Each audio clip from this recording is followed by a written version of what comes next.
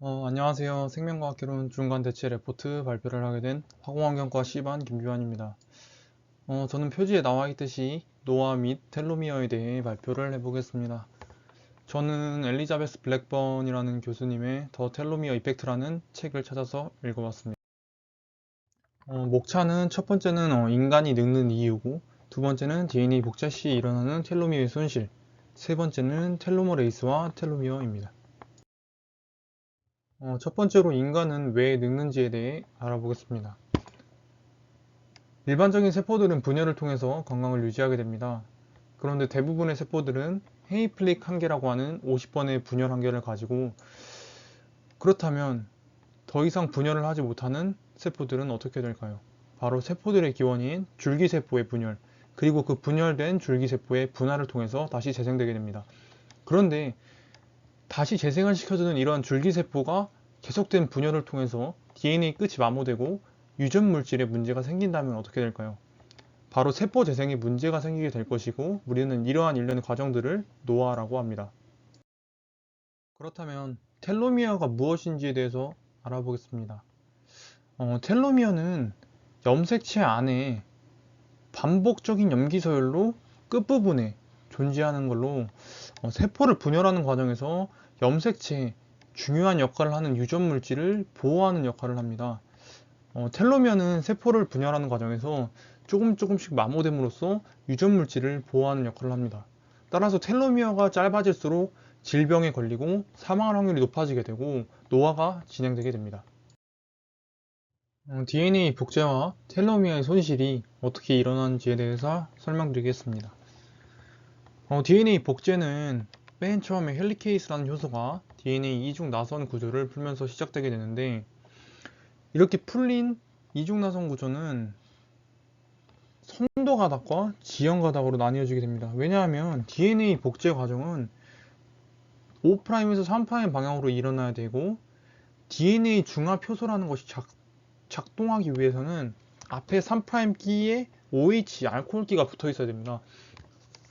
그렇기 때문에 주연 가닥 같은 경우에는 5' 3' 방향으로 RNA 프라이머가 하나 붙게 되면은 3' 끼를 RNA 프라이머라는 것이 제공해 주기 때문에 DNA 중합 효소가 계속해서 뉴클레오타이드를 붙여가면서 복제를 할 수 있지만, 지연 가닥 같은 경우에는 5', 3' 방향으로 이어지는 게 헬리케이스가 벌려주는 방향과 반대 방향으로 시작되기 때문에 5', 3', 5', 3' 이런 작은 오카자키 절편이라고 하는 조각들이 계속해서 만들어지게 되고, 결국엔 나중에는 이 RNA 프라이머가 제거가 되면서 이 DNA 조각들이 연결되어 DNA 복제가 진행되게 됩니다.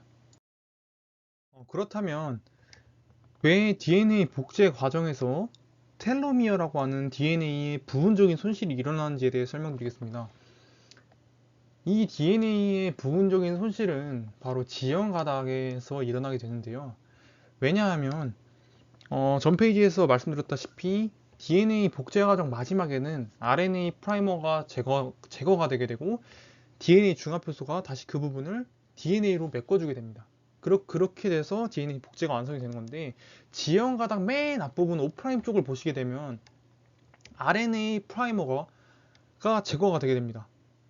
근데 이 RNA 프라이머가 제거가 되고 DNA 중합효소가 들어오려면은 5'에서 3' 방향으로 DNA 중합효소는 작용해야 되고, 이 DNA 중합효소 앞부분에 3'기에 알코올기가 붙어 있어야 되는데, 지연 가닥의 경우에는 앞에 아무것도 없어서 DNA 중합효소가 작용을 할 수가 없습니다. 그렇기 때문에 이 RNA 프라이머가 떨어진 부분, 바로 이 부분이 계속적인 손실이 되게 되는 거죠. 그래서 이 부분이 손실이 진행되면서 이 텔로미어라고 하는 부분들이 손실이 되면서 노화가 진행되게 되는 것입니다. 그렇다면 인간은 모두 같은 속도로 노화가 진행되는 걸까라는 의문이 생길 수 있습니다. 하지만 우리가 주변을 둘러보시면은 그렇지 않다는 것을 알습니다. 주변의 친구들만 봐도 그렇고, 아는 어르신을 봐도 금세 그렇다는 것을 알 수 있습니다. 왜냐? 노화의 차이는 있기 때문입니다.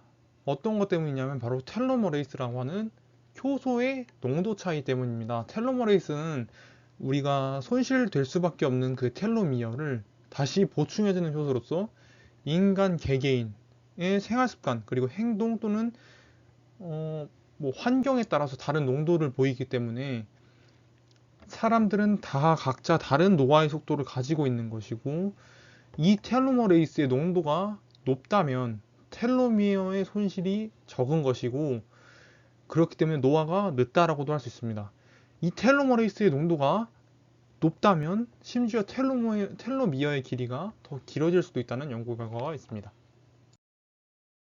그렇다면 텔로머레이스는 어떻게 작용하는지 한번 보겠습니다. 텔로머레이스는 가장 먼저 그 텔로미어 손실이 났던 그 DNA 부분에 주연 가닥에 가서 작용을 하게 되는데요. 이 원래 주연 가닥의 DNA와 상응하는 뉴클레오타이드 염기서열을 가지고 있어서 이 주연 가닥을 역으로 진사시켜서 더 길어지게 만듭니다. 먼저 이렇게 더 길어지게 만든 다음에 이 텔로머레이스는 떨어지고 그 길어진 DNA에 또 5'의 방향, 3' 방향으로 하는 RNA 프라이머가 붙게 됩니다. 이 RNA 프라이머가 다시 붙게 되면은 당연히 DNA 중화표소가 와서 작용을 하게 되는데, DNA 중화표소는 당연히 5'부터 3' 방향으로 복제를 시작하게 됩니다. 그런데 이 5'부터 3'까지 복제를 시작하는 이 부분이 어느 부분이냐면, 아까 텔로미어의 손실로 지연 가닥에 텔로미어 손실이 났던 그 부분입니다. 그리고 나서 당연히 RNA 프라이머는 떨어지게 되겠죠. RNA 프라이머는 떨어지게 되지만 결과적으로 봤을 때 아까 텔로미어가 손실이 났던 그 부분은 다시 DNA 중화 표소로 복제가 되었습니다. 그렇기 때문에 텔로미어의 길이는 줄어들지 않았고 노화는 일어나지 않게 됐습니다. 이게 바로 텔로머레이스가 하는 역할입니다.